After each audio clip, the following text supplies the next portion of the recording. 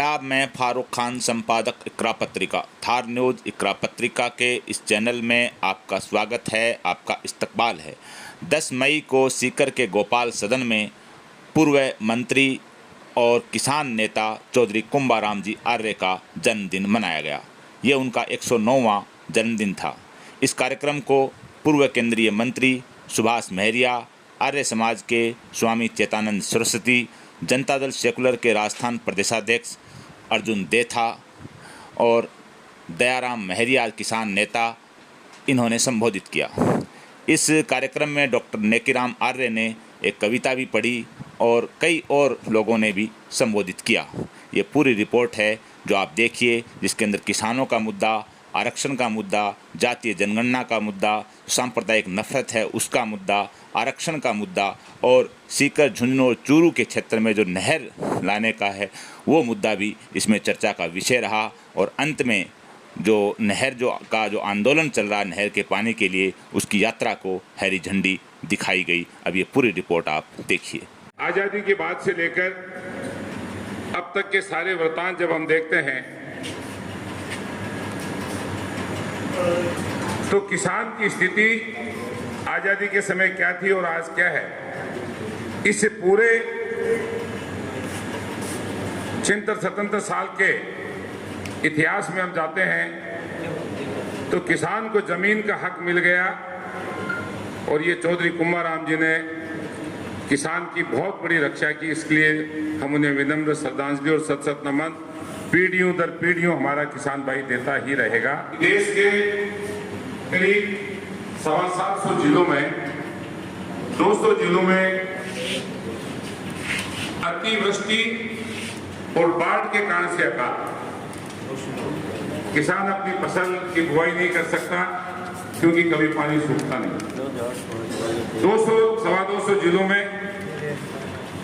पानी की कमी के कारण से, सूखे की स्थिति के कारण हम जबरदस्त अकाल की चपेट में, यानी ये जो अकाल की चपेट है ये करीब 450 जिलों के आसपास है। और अपने भजनों के माध्यम से माधवराम जी भाव उसको उद्धृत करते रहते हैं, मैं सुनता रहता हूँ कई बार। 200 किले ऐसे हैं जहाँ समानांतर समकक्ष समतुल्यता है कि वहां न ज्यादा पानी है और न बाढ़। धीरे धीरे समय के परिवर्तन के साथ हम उस चपेट में आ गए। पार्लियामेंट के फोरम पे या विधानसभा के फोरम पे समय समय पर सभी जनप्रतिनिधियों ने इस बात को तो उठाया। आदरणीय घनश्याम जी तिवारी ने जिस रूप में उठाया, विस्तृत विवरण के साथ उठाया, उसके लिए हम उनका धन्यवाद ज्ञापित करना चाहते हैं। हमारे सांसद आदरणीय सुरेंद्र जी ने भी इस बात को पार्लियामेंट में भी उठाया है और तेजेंद्र सिंह जी से मिलकर भी उठाया। हमें बड़ी खुली बात करनी चाहिए। आपस में राजनीतिक परिप्रेक्ष्य की ये बात नहीं है, ये है हमारे सबके लिए जीवन मरण की बात। उसके पहले भी उठाई गई है, लेकिन जो मुख्य बात है, रिजल्ट कहां से भाई साहब आना चाहिए, रिजल्ट, वो रिजल्ट नहीं आ रहा है। वो रिजल्ट आता था जब नदियों को जोड़ने के लिए जो राशि स्वीकृत हुई थी, उसकी डीपीआर पूरे देश की बनती। आदरणीय सुरेश प्रभु जी जिसके चेयरमैन थे, वो रिपोर्ट आती, वो रिपोर्ट पिछले 23-24 साल से पेंडिंग पड़ी। हरियाणा और पंजाब का किसान हमसे आगे है और अपनी बात मनवाने के लिए वो जिस तरह के आंदोलन करते हैं या जनसहभागिता की जो उनकी परसेंटेज होती है, वो 70-80-85% लोग उसके लिए जो दबाव बनाते हैं वो देखने लायक होती है पूरे हिंदुस्तान में, या तो इस साइड में है या गुंटूर साइड में। लेकिन साथ ही पंजाब और हरियाणा में चाहे किसी भी पार्टी की सरकारें रही हो, कभी भी रही हो, वहां किसान हितैषी प्रभावशाली मुख्यमंत्री रहे, चाहे किसी भी पार्टी का रहा। और किसान हितैषी मुख्यमंत्री जब रहता है या किसान हितैषी सेंटर में जब प्रतिनिधित्व होता है तो निश्चित रूप से उसकी बात की सुनाई ज्यादा होती है। और उन लोगों ने वो करके भी दिखाया, चाहे वो पूज्य चौधरी देवलाल जी हो, चाहे पूज्य प्रकाश सिंह बादल साहब हो, चाहे हुड्डा साहब हो, उन लोगों ने करके भी दिखाया। अभी तो हम बीबीएमपी के मेंबरशिप के लिए लग रहे हैं पिछले कितने वर्षों से, और वो अस्थायी मेंबरशिप भी है और उसमें हमें कभी भागीदारी दी जाती है, कभी बुलाया जाता है, कभी नहीं बुलाया। इसके लिए ये जरूरी है कि जन आंदोलन खड़ा होगा, जन आंदोलन रहेगा तो सरकारों की नजर भी जाएगी और सरकारों को झुकना भी पड़ेगा। और जन आंदोलन का सबसे बड़ा अगर स्ट्रेंथ कोई है सबसे बड़ी तो वो जनसंख्या है। जन आंदोलन में कितने लोगों ने भागीदारी की और उसमें कितने लोग इस मुद्दे पर खड़े हुए, तो स्वतः ही सरकारें भागी भागी आएंगी और पूछेंगे कि क्या करना है।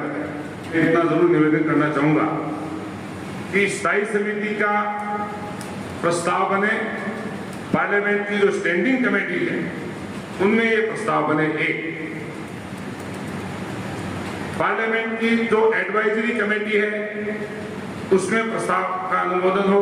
दो, ये बड़ी इंपॉर्टेंट बात है, जब स्थायी समिति कोई प्रस्ताव देगी तो उस प्रस्ताव पर चर्चा जो है, क्योंकि बनी हुई इसलिए वो सदन में होगी, सदन में चर्चा होगी तो 20-30 लोगों को बोलने का उस पर मौका मिलेगा। जब 20-30 लोग उस पर बोलेंगे तो पूरे देश के ध्यान में वो बात आएगी कि ये ज्वलंत मुद्दा है, कोई जो स्टैंडिंग कमेटी ने भेजा है, एडवाइजरी कमेटी ने भेजा है। इसी प्रकार से विधानसभा की जो कमेटियां बनी हुई हैं उस कमेटियों से भी ये प्रस्ताव विधानसभा में आए।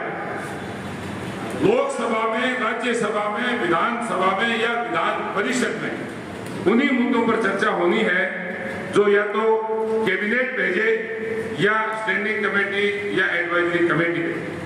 अगर ये कमेटियों पर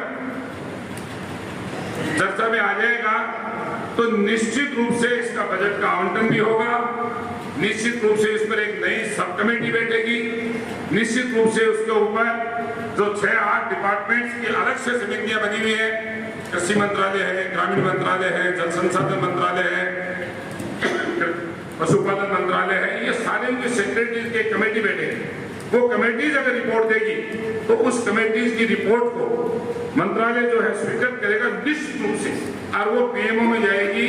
प्रधानमंत्री कार्यालय में एक अलग से department wise joint secretaries, additional secretary और सेक्रेटरी बैठते हैं, उनके पास वो रिपोर्ट जाएगी तो प्रधानमंत्री महोदय की केबिन पर जाएगी।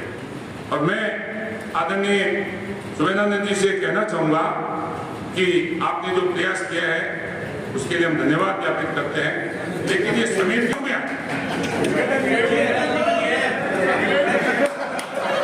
कोई बात नहीं भाई, ये है बाबा जी तो लोग भाई मन तो ये कपड़ा बैठे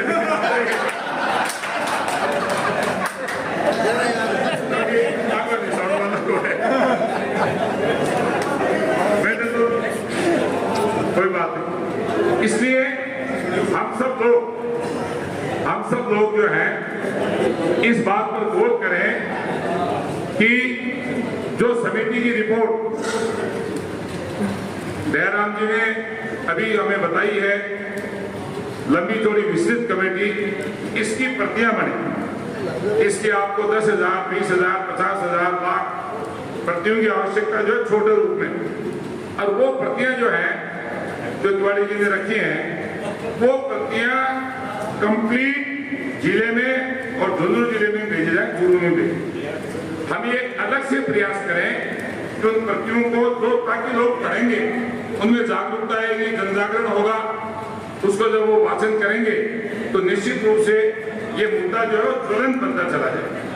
तो इसलिए इस मुद्दे के ऊपर जो विशेष परिचर्चा और चर्चा आज हो रही है उसमें हम सब लोग प्रयास करें और ये प्रयास संख्या बल के आधार पर हो सकता है। और पूज्य चौधरी कुंवरराम जी आर्य ने जो सपना संजोया था कि किसान के जीवन में खुशहाली रहे, उसमें पानी की महती आवश्यकता है और इस महती आवश्यकता को पूरा करने के लिए आज जो संकल्प यहाँ से हम लेकर जा रहे हैं उसमें हम सब अपनी भागीदारी दें। किसानों के मसीहा कुंवरराम जी आर्य का जन्मदिन है। 10 मई 1914 को इनका जन्म हुआ और पूरे जीवन आर्य विचार के साथ जिया और किसानों के लिए संघर्ष किया। आप लोग यहाँ उनकी जन्म जयंती मनाने के लिए आए हैं। इससे पहले मैं बताऊं कि इनके प्रेरणा स्रोत कौन थे। इनके प्रेरणा स्रोत थे महर्षि दयानंद, जिन्होंने दुनिया के लिए एक नारा दिया, वेदों की ओर लौटो। और उसी बात को ध्यान में रखते हुए चौधरी चरण सिंह ने आर्यत्व को धारण किया और राजस्थान की इस मरुभूमि के अंदर कुंवरराम ने उसको धारण किया। आपको बहकाने वाले बहुत लोग आए हैं और बहकाकर आपके वोट का दुरुपयोग किया है। कोई समझाने वाला नहीं आया है आज आपको, सब बहकाने के लिए आए हैं। आप वो सीकर के निवासी इतने सीधे हैं, आज किसान आंदोलन के नाम पर, किसान संघर्ष समिति के नाम पर, नहर विकास समिति के नाम पर, आप किसान यूनियन के नाम पर आप अलग अलग बंटकर और यहाँ कुछ बातें कर रहे हैं। आपके पास केवल एक मुद्दा होना चाहिए, सीकर के लिए नहीं, सारे राजस्थान के लिए पानी की जो मांग करेगा, पानी की मांग को जो पूरा करेगा, उसको हम नेतृत्व अपना देंगे। आपने नेतृत्व किसको दिया है? जिसके एक के तो कान ही नहीं है, सुनता ही नहीं है, और एक को आपने देख लिया अभी जिसको दिखता ही नहीं है, पहचान ही नहीं है। डर गए, जैसे बिजार लाल कपड़े को देखकर भागता है, ऐसे डर रहे हो आप। ऐसे नेताओं को चुनते रहोगे तो आपकी कोई सुनने वाला नहीं है। अपना नेता आप चुनो जो किसानों का नेता हो, तो चौधरी चरण सिंह के विचार का नेता हो, जो किसान की मांग को रखता हो, जो आपकी लोकसभा के अंदर और आपकी बात को पहुंचाएगा। तो फार्मूला बता दे, ये कमेटी यहाँ जाएगी, वहां से ये जाएगा, आपको फेंका गए। 3 बार सांसद और 3 बार मंत्री रहे। क्या राजस्थान के इस सीकर को पानी की आवश्यकता उस समय नहीं थी ना? कोई विचार किया? अब पीछे हट गए, जाने का कहीं गुंजाइश नहीं, रास्ता नहीं है, तो अब बताते वहां से कमेटी जाएगी, उस कमेटी से ये जाएगा। ये केवल और केवल आपको भड़काने की बात है। और आप अभी 5-6 महीने तो ऐसे करते रहोगे, और जब चुनाव का समय आएगा, जब आप दुरंगे को तिरंगे में लिपट कर अपनी आहुति दे दोगे, कोई भाजपा के साथ चला जाएगा, कोई कांग्रेस के तिरंगे के साथ चला जाएगा। अरे आपको तो जो इनके नाम के साथ जुड़ा हुआ है, आर्य, जिसका प्रतीक है हमारा अग्नि, इस अग्नि कलर से ये लोग डरते हैं। आपका ओम का झंडा अपने जीवन में आर्यत्व को आप धारण करें। अपना नेता जो आपकी मांग को धरती से लेकर आकाश तक पहुंचाए, आपकी मांग को सुने और समझे। क्या इनको पता नहीं है किसान की मांग क्या है? क्या ये जानते नहीं है? क्या आंदोलन करना पड़ेगा? जितने भी नेता यहाँ आए, चाहे बलराम जाखड़ हो, देवीलाल हो, ये सब किसान के बेटे तो थे। जब तक पद पर नहीं पहुंचे, किसानों को बहकाते रहे कि किसान नेता चुनो, हम आपकी बात लोकसभा में उठाएंगे। जब ये चुन दिए आप लोगों ने, तो इनसे प्रश्न करो क्यों नहीं उठाई? वादा करके जाते हैं ये झूठे लोग, झूठ की कमाई खाते हैं ये लोग, आपस में आपको लड़ाते हैं ये लोग। अपना नेता आप चुनो, लेकिन भावनाओं में बहने वाले लोगों, आपका काम नहीं चलेगा। पानी की एक बूंद नहीं मिलेगी, ये सत्य है, पानी की एक बूंद नहीं मिलेगी। ये सरकार दिल्ली से लेकर बॉम्बे तक हाईवे बना देती है 2 साल के अंदर, सरकार की मंशा हो तो क्या पाइपों के द्वारा पानी नहीं आ सकता राजस्थान को? मंशा नहीं है सरकार की आपको उन्नति करने के लिए। आपके पास पैसा हो जाएगा, आप खुशहाल हो जाओगे तो आपके अंदर जो ब्रेन है उसका काम में लेने लग जाओगे, और काम में लोगे तो ऐसे अनदेखे लोगों की और अनसुने लोगों की आप धुतकार कर दोगे, निस्सत्ता से बाहर कर दोगे। इसलिए ये आपको गरीब रखना चाहते हैं।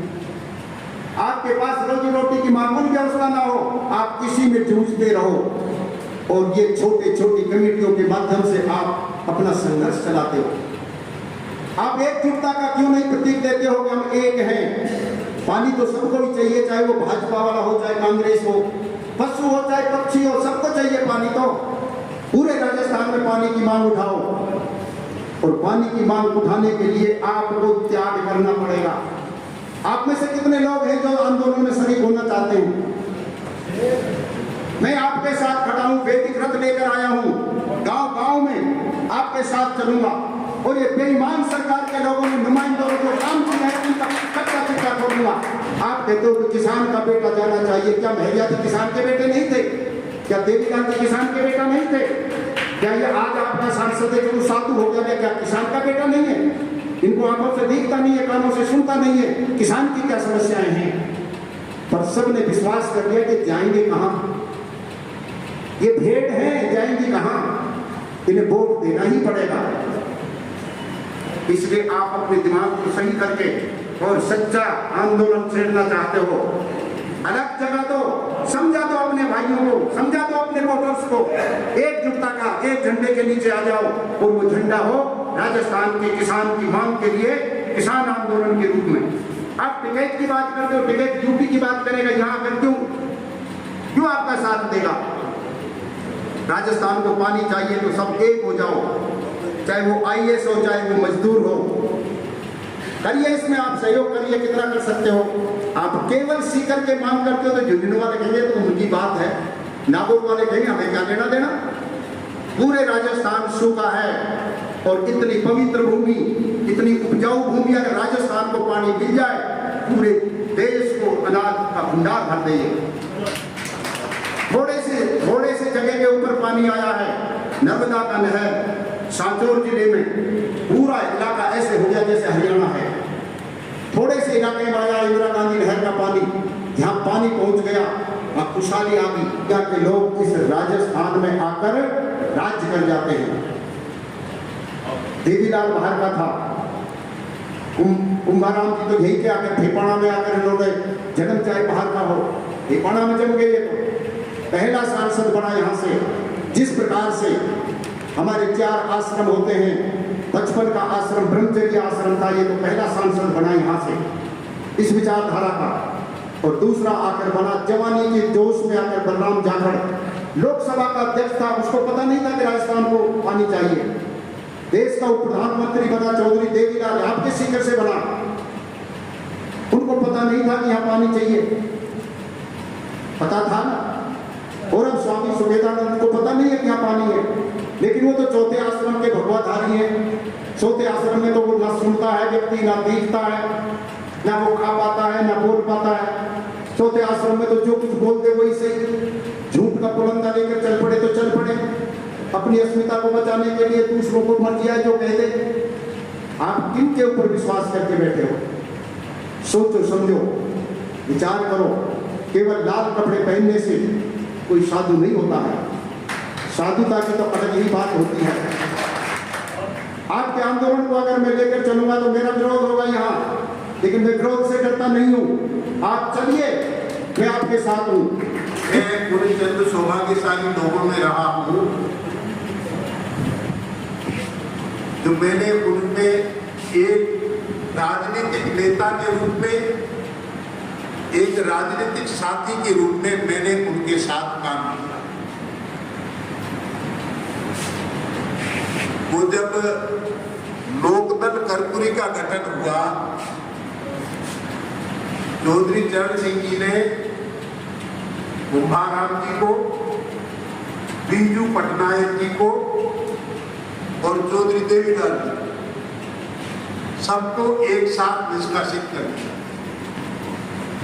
जब निष्कासित कर दिया तो तमाम लोगों ने मिलकर कहा कि ये फैसला चौधरी साहब पुनर्विचार कीजिए। पुनर्विचार नहीं हुआ। 1982 में लोकदल कमेटी का गठन हो गया। चौधरी कुमाराम जी उसके राज्य अध्यक्ष थे। मैं उनकी राज्य कार्यकारिणी का मेंबर था और मैं उस कार्यकारिणी का सबसे कम उम्र वाला सदस्य भी था। तो उनके साथ में लगातार काम करने का अवसर मिला और उनके देहावसान से थोड़ा पहले तक हम लोग साथ रहे एक पार्टी के रूप में। अब वो धार्मिक बातें करने वाले तो बाबा जी तो चले गए, मैं तो भाई ऊपर से नीचे तक, चोटी से लेके एड़ी तक एक राजनीतिक कार्यकर्ता हूं और राजनीतिक विचारों से चलती है।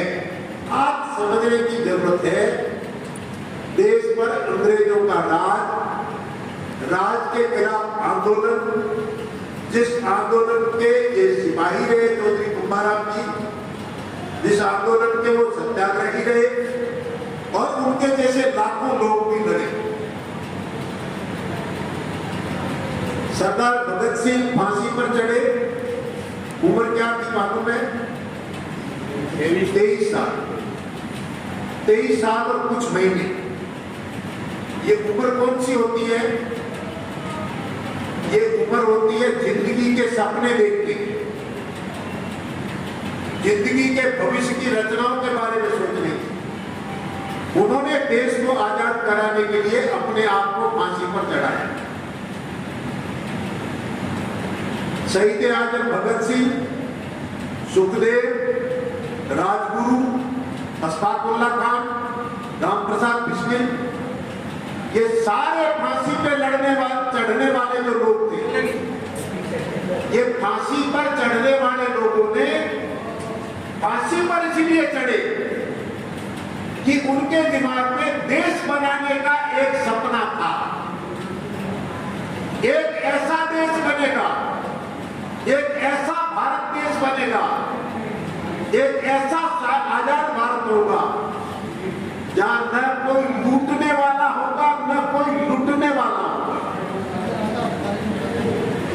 न जहां कोई शोषक होगा, न जहां कोई शोषित होगा।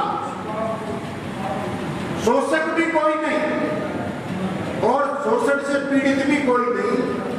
ऐसा भारत बनाना था। अभी क्या हो रहा है? एक मंत्री जी भी यहाँ पे देर से आए, जल्दी से गए, जल्दी से बोल रहे, जल्दी से जाना है। जब कोई मंत्री हो जाता है ना एक बार, फिर वो लोगों को गोल गोल घुमाना सिखला देता है। गोल गोल घूमो, गोल गोल घूमो, गोल गोल घूमो। वो कह रहे 30-24 साल पहले कोई पानी वाली बात चली थी। 24 साल का मतलब क्या? 1999 में प्रधानमंत्री कौन था? अटल जी। सही बात है, गलत बात है? 2099 से 4 तक हो रहे, बल्कि 98 से 99 भी हो रहे, 99 से 4 तक भी हो रहे। फिर 10 साल कांग्रेस रही, फिर 9 साल से आप वापिस भारतीय जनता पार्टी है। ये कमेटी, वो कमेटी, ये मंत्री, वो मंत्री, ये संसदीय समिति, ये फलानी, फिर बहस, फिर डीपीआर, ये सब चीजें, ये गोल गोल घुमा। और जहां तक मेरे को जानकारी है, ये हर गोल गोल घुमाने वाला कल या परसों, 4 दिन में, 6 दिन में, नहीं तो 6 महीने के पहले पहले हर हालत में सत्ता का गेट खटखटा रहा होगा। मुझे भी आ जाने दो। तो भाई अब ये राजनीति रह गई। कैसे भी सत्ता पाओ, किसी के भी जरिए सत्ता में आओ, वोट खरीदो, जीत हासिल करो, सत्ता में पहुंचो, फिर ज्यादा पैसा बनाओ और ज्यादा पैसा बनाओ और ज्यादा लूट करो, फिर जीत के आओ, फिर सत्ता पे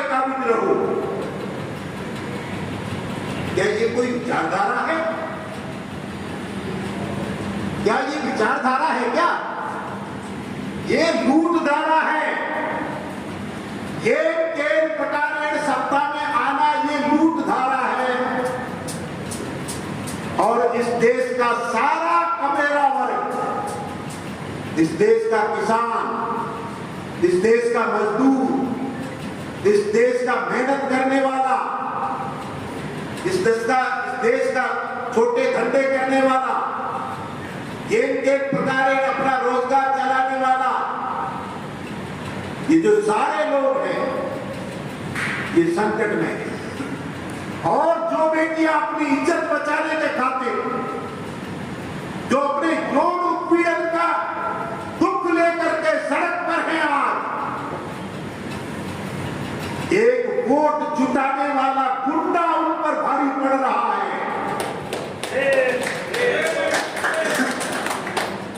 और भारत सरकार के लिए एक तरफ बेटियों की इज्जत है, दूसरी तरफ वोट जुटाने वाला गुंडा है।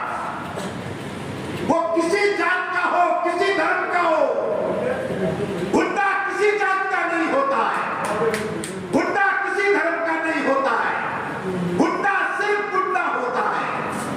और जो जिन पार्टियों को गुंडे के जरिए भी वोट जुटाना है, जिनको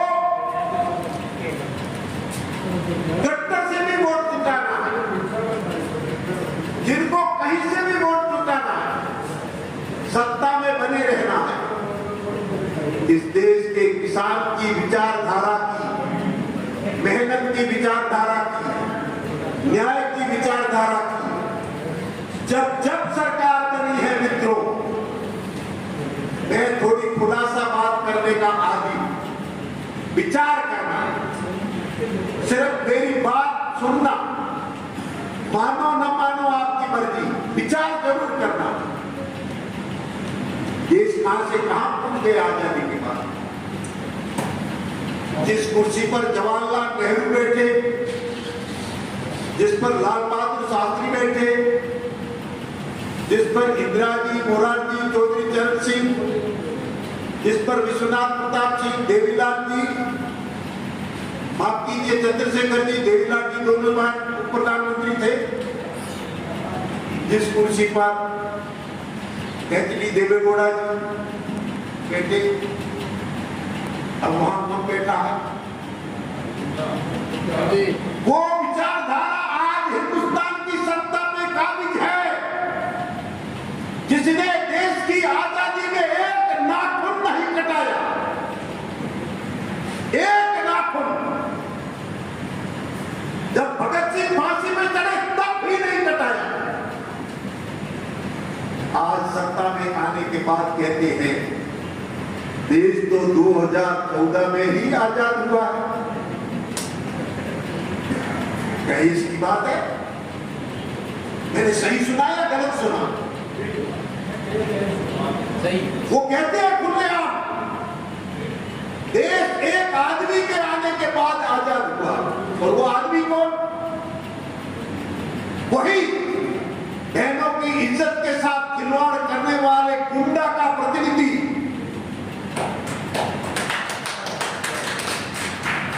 बताइए देश कहां से कहां पहुंच गया? 47 से चलकर 2023 में आ जाओ, 75 साल की यात्रा को देखो। आप कहां से चले थे, आप कहां पहुंच गए, और आप वहां तक पहुंच गए हो जिन्होंने आजादी के नायक महात्मा गांधी को गोलियों से भूनकर मार डाला था, गोली से भूनकर। अब क्या कर रहे हैं?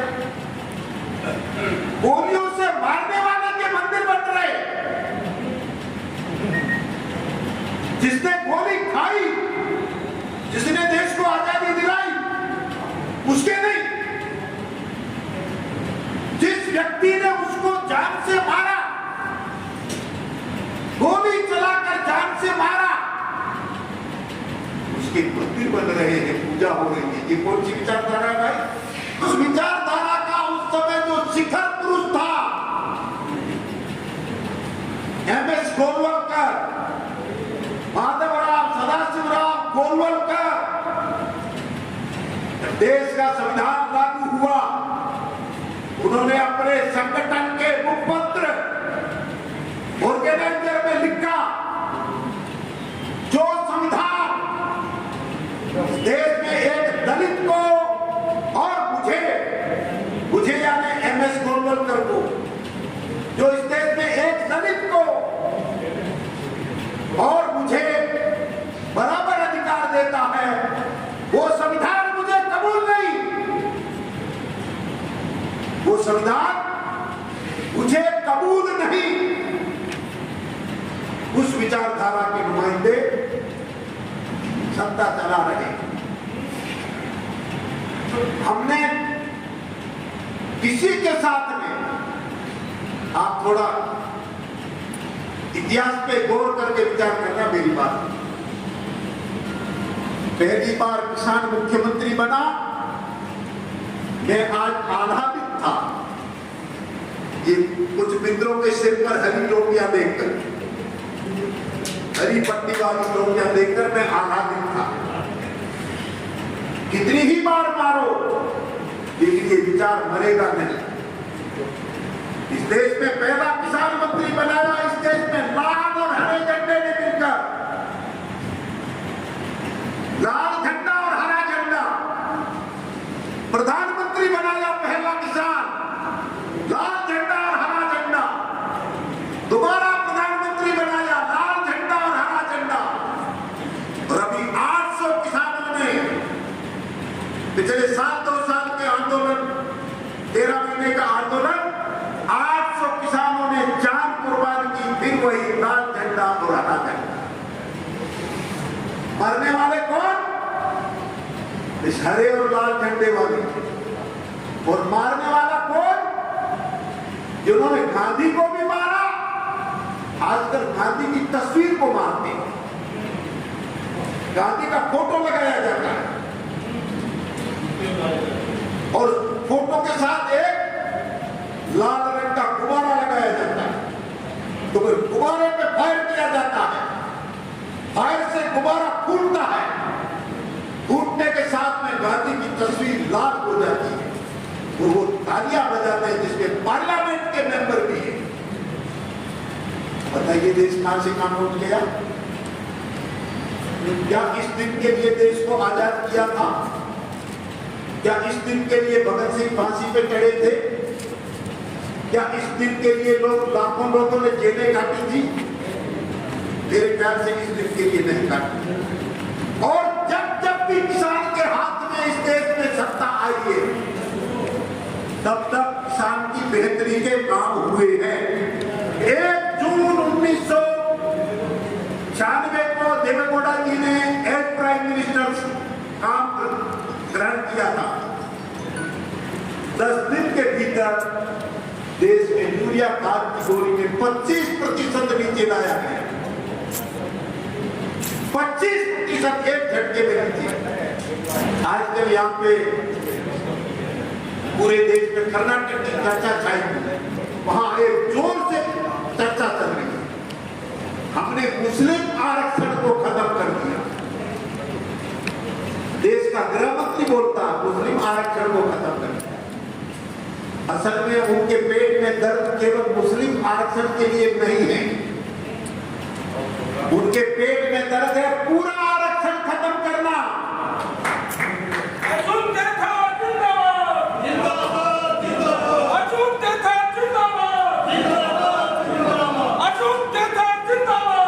जब वो बोला करते हैं, वो बोलते कहीं है, नजर कहीं होती है, निशाना कहीं होता है। यहां बोल रहे, नजर इधर है, फायर इधर करेंगे, निशाना कहीं और लगाना है। जब वो मुस्लिम आरक्षण पर हमला करते हैं, तो उनका दर्द टोटल आरक्षण को समाप्त करने का है। आज की भारत सरकार ने IAS के जॉइंट सेक्रेटरी पद के 400 आदमी बिना लिखित परीक्षा, बिना मुख्य परीक्षा, बिना प्री परीक्षा सीधे बुला करके और नौकरी करते हैं, जिसमें भारत की लोकसभा के स्पीकर की बेटी भी शामिल है। और आईएएस में जॉइंट सेक्रेटरी 15 साल की नौकरी के बाद बनता है। करीब 15 साल की नौकरी के बाद जॉइंट सेक्रेटरी का स्तर प्राप्त होता है। आज उनको बिना परीक्षा आईएएस बनाना, आज उनको बिना यूपीएससी को खत्म करके और आईएएस बनाना, सारे सरकारी कारखानों को खत्म करना, रेलवे बेचो, हवाई अड्डे बेचो, एचसीएल बेचो, रक्षा कारखाने बेचो, सारे सरकारी कारखाने बेचो। सरकार का सारा काम बेच दोगे फिर बचेगा क्या? नौकरी बचेगी नहीं सरकारी, जब सरकारी नौकरी नहीं बचेगी फिर आरक्षण नहीं बचेगा। तो नजर वहां है, काली मुसलमान का नाम लेकर दिए। यहां आए थे एक बाबा जी केंद्रीय वस्त्रधारी, पास में फतेहपुर में, अली के मुकाबले बजरंग बली, वो हर चुनाव में अली और बली को उतार देते मैदान में, तुम लड़ो दोनों तो फैसला करो। अभी कर्नाटक में अली और बली ये बनाने के लिए इस पर इसको गाली दी गई आरक्षण। ये आरक्षण किसने दिया था?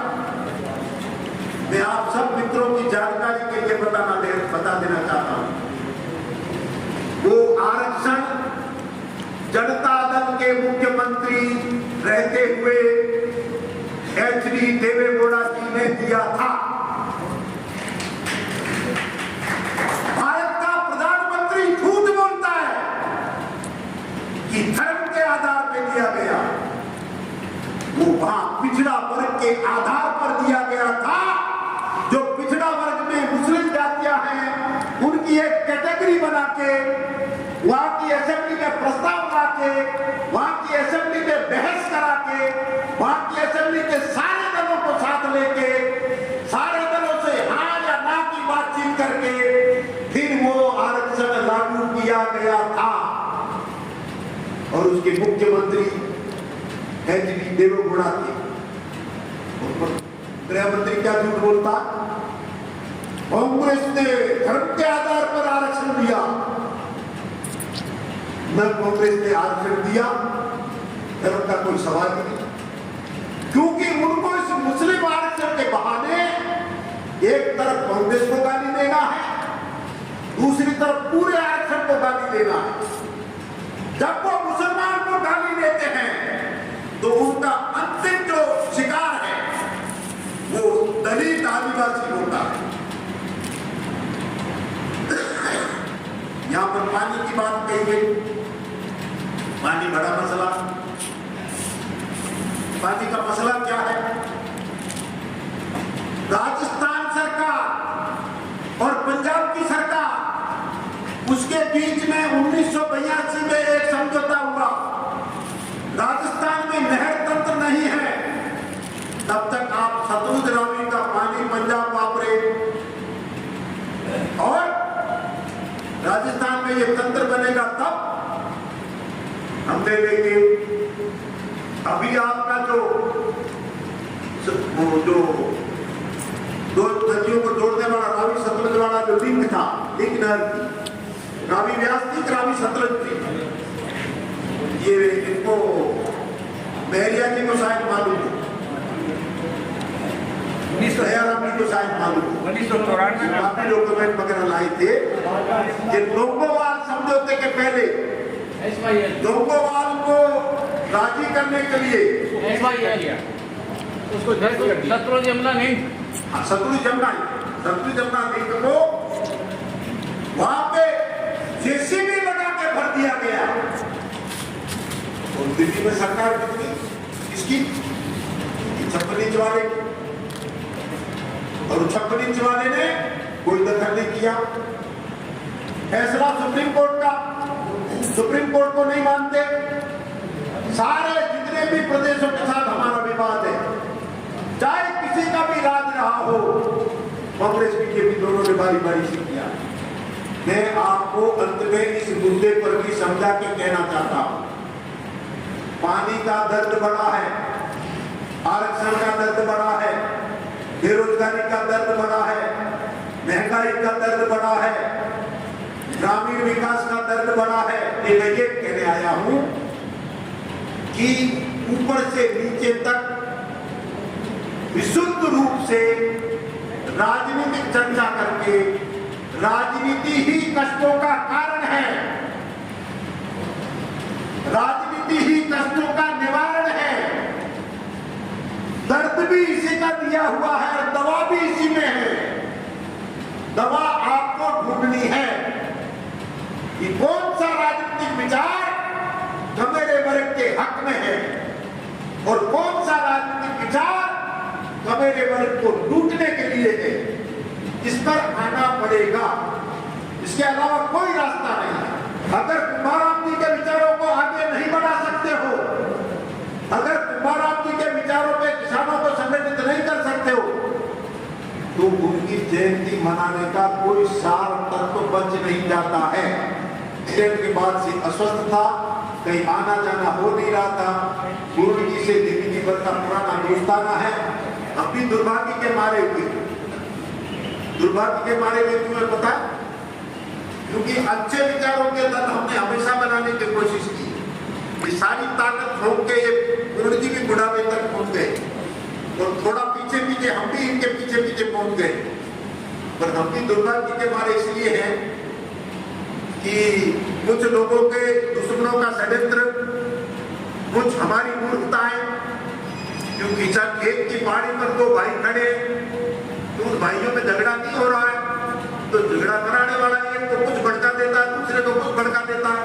देर लट इस भाई के तो वो पहले ही तैयार बैठा, वो चार दे देता अगले के, ये लड़े, ये भिड़े, ये मुकदमे में गए, ये घर का सत्यानाश। तो कुछ हमने कर्म किए ऐसे ही, और कुछ हमारी बेवकूफियां, एक दिन के टुकड़े 1000 हुए, कोई यहां गिरा, कोई वहां गिरा, तो हम भी उस रोग के मारे हुए हैं। हम उस रोग के भागी नहीं है, हम उस षड्यंत्र के भागी नहीं है, पर हम उसके कारण एक दिन के टुकड़े 1000 रुपए में एक टुकड़ा पूर्ण जी, एक टुकड़ा अर्जुन ने था। अब ये मिलकर के वापिस कोई नया रास्ता बना सकते हो तो फिर जो होना था हो गया, वो दुनिया में रहेगी, हमको दुनिया से जाना है।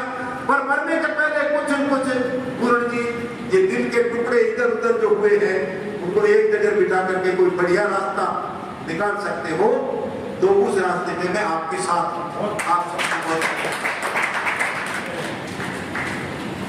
सामान्य साथियों, कुमाराम आर्य साहब ने ऐसी शख्सियत थी जिस घर के अंदर मुझे, क्योंकि वो कहते हैं ना कि रसोई साफ सुथरी हो तो उसका दिल और दिमाग भी साफ सुथरा होता है।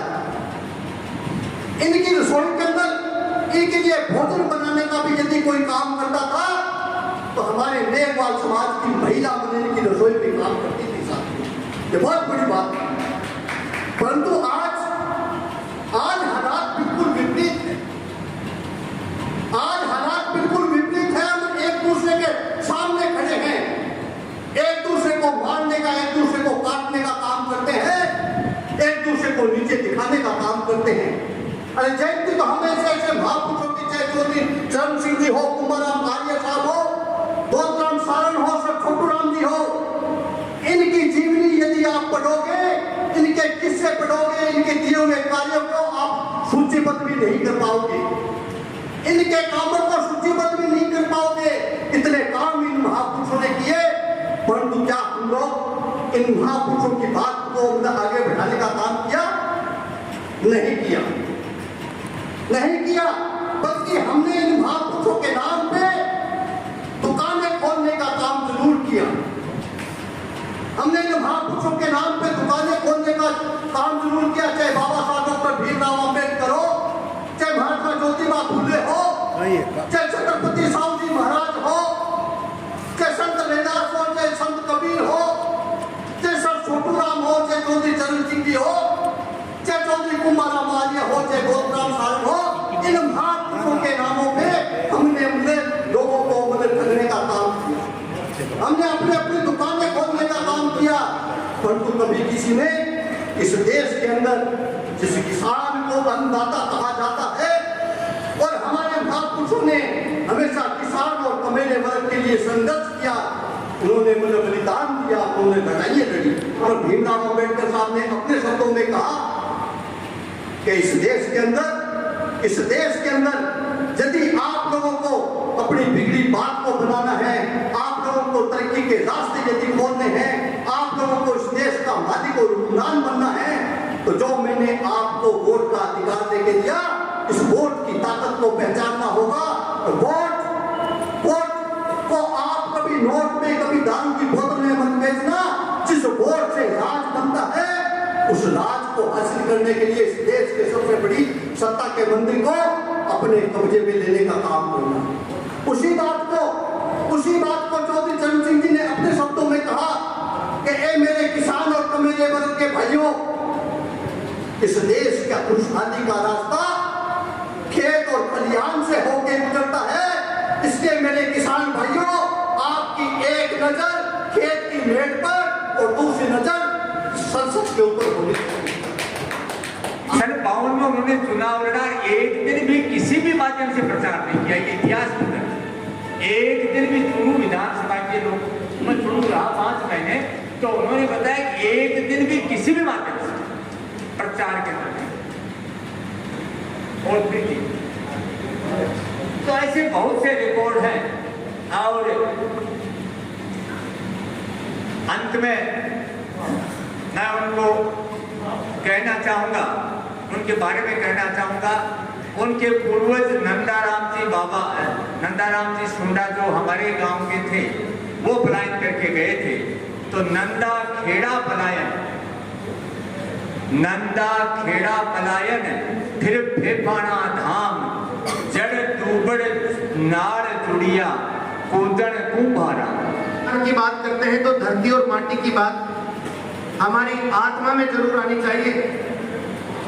अरे मुन राखिया मिनख मरेला, धरती ने में तोड़नो पड़सी, अरे करणो पड़सी नाई छेड़ लो, माटी तने बोलनो पड़सी, अरे माटी तने बोलनो पड़सी, मुन राखिया मिनख मरेला। अरे कुण धरती रो अंदाता है, कुण धरती रो धारणहार, अरे कुण धरती रो अंदाता है, कुण धरती रो धारणहार, अरे कुण धरती रो करता धरता, कुण धरती रे ऊपर भार, अरे किण रे हाथा खेत खेत में लीली खेती पाके हैं, अरे किण रे हाथा खेत खेत में अरे लीली खेती पाके हैं, अरे किणे आता पानी के सरी, गाड़ी अंध बीचा में रुक जावे है, अरे केणु परसी खरो ने खोटो, साचो भेद खोलनो पड़सी रे, अरे मोने राखिया मिनक मेरेला, धरती कने बोलनो पड़सी। ये संकेत के रूप में बोल है जो किसान कौम को एक आंदोलन का रूप दे सकते हैं। अरे तू जाने है पीटी पीटी खेत मुड़करा में खड़िया, अरे तू जाने है काले परस में भूख मौत सो में लड़िया, अरे तू जाने है सिंहासन में हीरा पन्ना में जड़िया, अरे तू जाने है कोट कांगड़ा भैल माड़िया में घड़िया, अरे मारी खरी कमाई की तरी लेखो तने जोड़नो पड़सी, अरे करनो पड़सी नाय छेड़ लो, माटी तने बोलनो पड़सी, अरे माटी तने बोलनो पड़सी। बहुत बहुत धन्यवाद।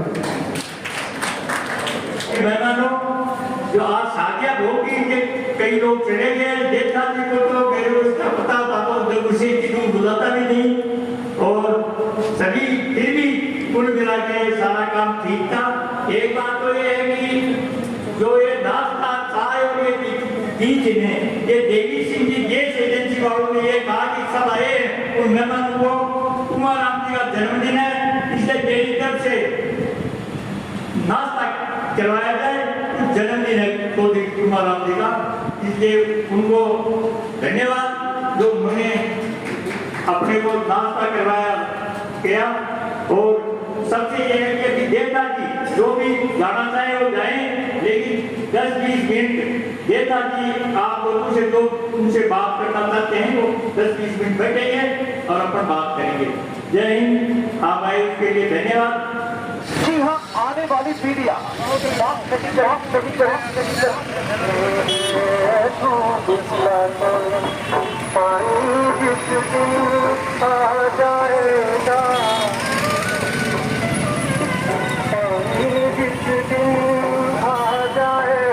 आने वाली पीढ़ियां हमें माफ नहीं करेंगी, बुलाना देंगी।